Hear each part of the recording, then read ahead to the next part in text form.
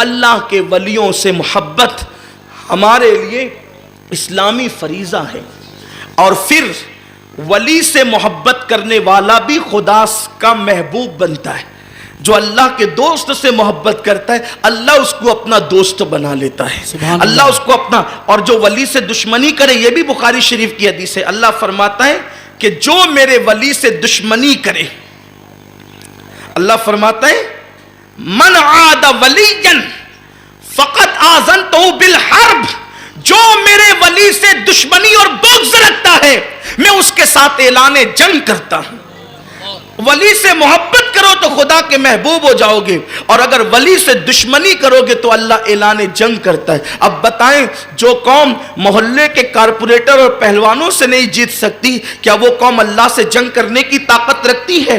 امت مسلمہ کے بارے میں یہ جو لوگ کہتے ہیں کہ مولانا یہ قوم کچلتی کیوں ہے، یہ قوم پھسلتی کیوں ہے، مسلم بستیوں سے دھواں کیوں اٹھ رہا ہے، مسلم بستیاں بے گورو کفن تڑپ کیوں رہی ہے، یہ سسکتی ہوئی قوم کیوں ہے، یہ خدا کی رحمت کی طلبگار امت خدا کی رحمت سے محروم کیوں کر دی گئی ہے؟ کہیں اس کی ایک وجہ یہ تو نہیں کہ دلوں کے اندر ولیوں سے عداوت ہو گئی، ہیروں سے محبت ہو گئی، ولیوں سے عداوت ہو گئی، دنیا داروں سے محبت ہو گئی، ولیوں سے عداوت ہو گئی۔ اچھی طرح یاد رکھنا کہ ولی جو ہوتا ہے نا، ولی کبھی کبھی دل میں شیطان یہ خیال پیدا کرتا ہے کہ ولی کے آستانے پہ جا کر ملتا کیا ہے۔ لوگ کیوں جاتے ہیں؟ مسجدوں میں بھی تو جانا چاہیے، اور بے شک مسجد میں جانا چاہیے۔ ہمارے کسی ولی کا آستانہ مسجد سے ہٹ کر نہیں ہے۔